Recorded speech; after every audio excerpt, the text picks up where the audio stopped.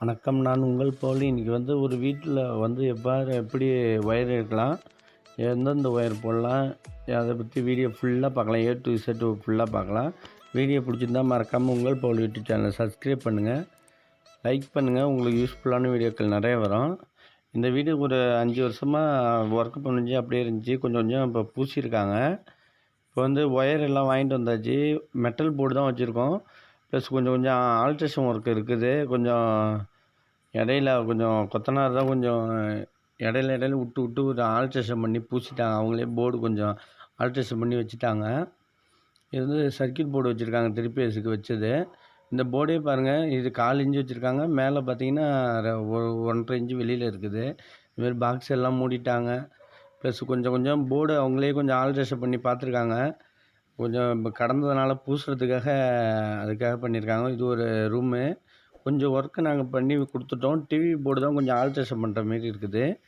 எல்லாம் அவங்களே போர்டு இருந்தது ஆல்ட்ரேஷன் பண்ணி அப்படியே வச்சு பூசிட்டாங்க. நம்மள்ட்ட இன்ஃபார்ம் பண்ணாமே பூசிட்டாங்க. இப்போ ஒயர் இழுக்க வரப்போ தான் தெரியுது ஃபுல்லாக இவங்க கொஞ்சம் ஒர்க்கு பார்த்துருக்காங்கன்னு. இப்போ நம்ம கிச்சனில் தான் இங்கே சிங்கு வருதுன்னு சொன்னாங்க. ஆப்போசிட்டு சிங்கு போட்டிருக்காங்க. எல்லாத்துக்கும் பற்றி ஒயர் இழுக்கிறத பற்றி ஃபுல்லாக டீட்டெயிலாக பார்ப்போம். இது லோ லாப்டில் பைப்பு தூக்கியிருந்தோம். அது கட்டுவலை வரும்னு சொன்னாங்க. கட்டுவலை வரல, பைப்பு டம்மியாக இருக்குது. இப்போ ஒயர் வாங்கிட்டு வந்திருக்காங்க. ஆர்ஆர் கேபிள் வாங்கிட்டு வந்திருக்காங்க.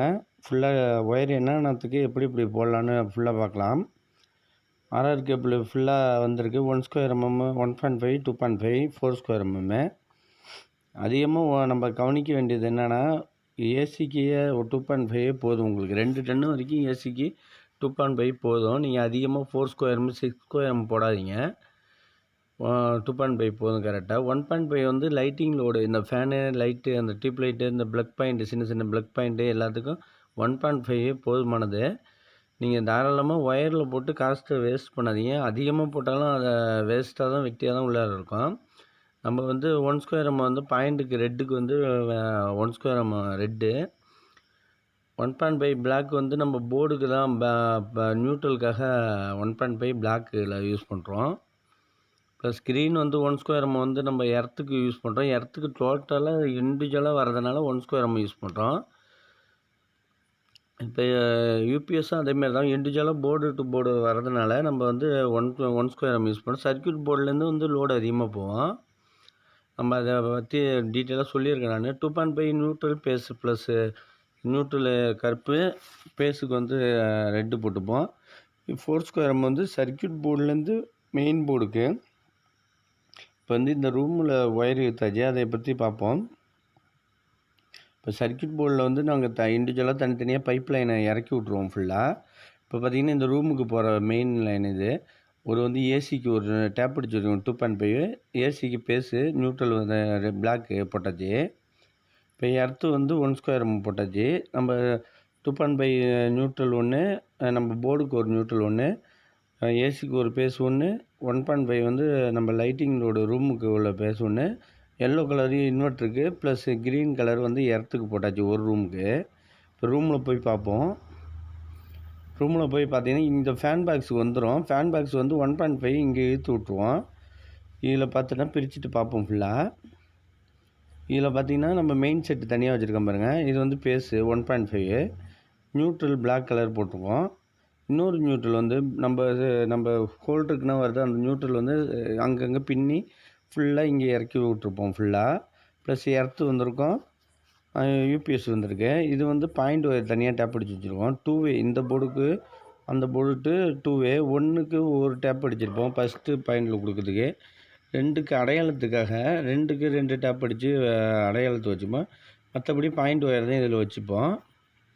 பாயிண்ட் ஒயர்னால் 1 ஸ்கொயர் mm ரெட்டில் போட்டாலே போதும்.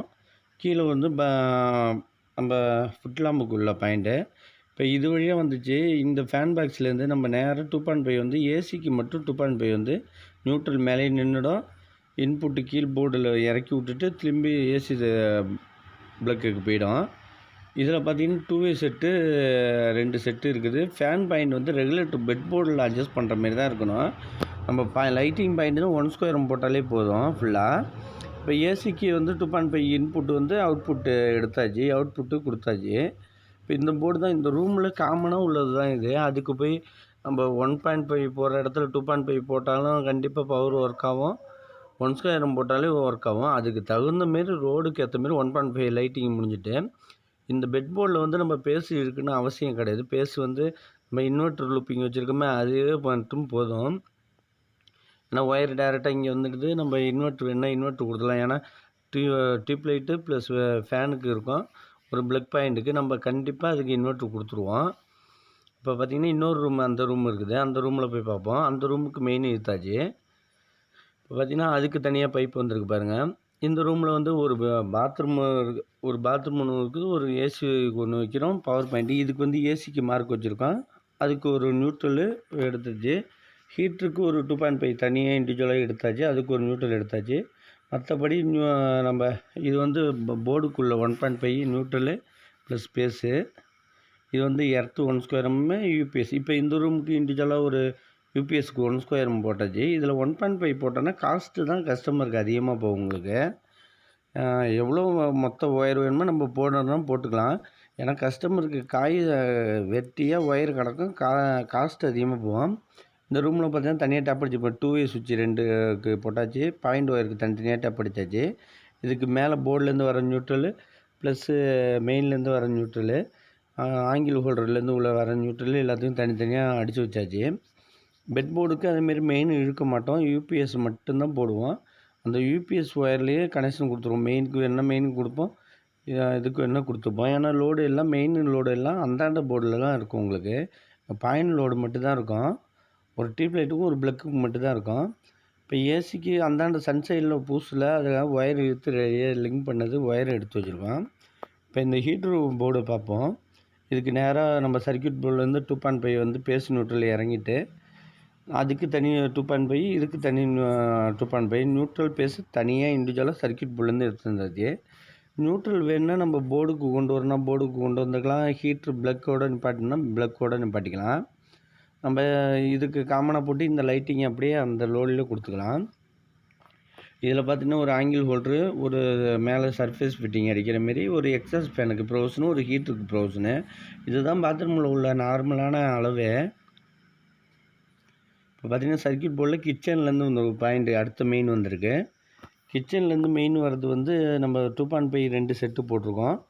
பவர் லோடுக்கு ப்ளஸ் அவுட்டில் பாத்ரூம் போகிறதுக்கு ப்ரொவிஷனு, அதுக்கு ஒரு 2.5 ப்ளஸ்ஸு ஒரு இன்வெர்ட்ரு ஒயரு கிச்சனுக்கு மேலே வச்சுருக்காங்க. இன்வெர்ட்ரு வந்து டெலிவரி ஆகிறது, இன்வெர்ட்ருலேருந்து அவுட்புட் ஆகிறதுக்காக ஒரு பிரேக்கரை கண்ட்ரோல் பண்ணி கொடுக்கறதுக்காக ஒரு 1.5 போட்டிருக்கோம். நீங்கள் 1.5 போட்டாலே போதும் அதுக்கு. ஏன்னா அதிகபட்சம் ஒரு 10 ஒரு 5 டியூப்லைட்டு 5 ஃபேன்னா 1.5 போதும். இதில் பார்த்திங்கன்னா 2 2.5 செட்டு ப்ளஸ் ஒரு இன்வெர்ட்ரு, ஒரு எர்த்து, ஒரு போர்டுக்குள்ள 1.5 செட்டு தனியாக போட்டிருக்கோம். நம்ம இப்போ போய் கிச்சனில் போய் பார்ப்போம். கிச்சனில் பார்த்தீங்கன்னா 1.5 செட்டு இங்கே வந்துட்டு, இது வந்து லைட்டிங் லோடுக்கு ஒரு ஃபேனு, ஒரு டியூப் லைட் மட்டும் இருக்குது. அடிஷ்னலாக ஒரு ப்ளக் வைக்கிற மாரி இருக்குது.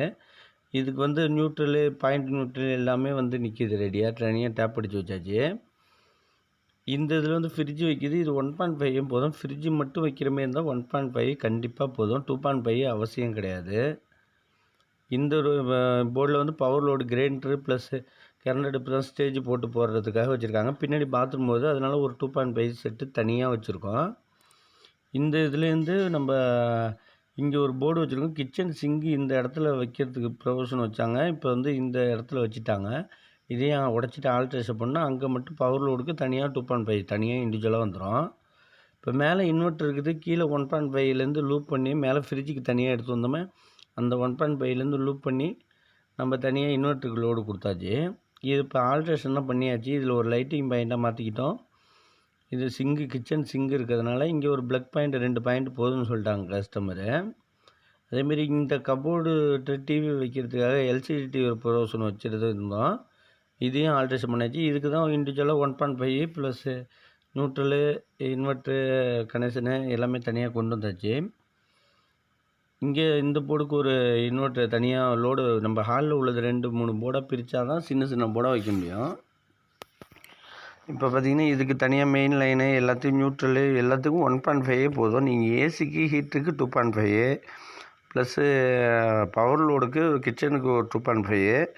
மற்றபடி 4 ஸ்கொயர்னும் அவசியம் கிடையாது. நம்ம இங்கே வந்து முன்னாடி அங்கே தான் டிவி வைக்கிறதுக்கு சொன்னாங்க. இப்போ இங்கே வைக்கிறதுனால கொஞ்சம் கிழிச்சிட்டு ஆல்ட்ரேஷன் பண்ணிவிட்டு கேபிள் ஒயரும் ப்ளஸ் ஹோம் தேட்டர் ஒயரும் வரதுக்காக லிங்க் பண்ணி வச்சுருக்கோம்.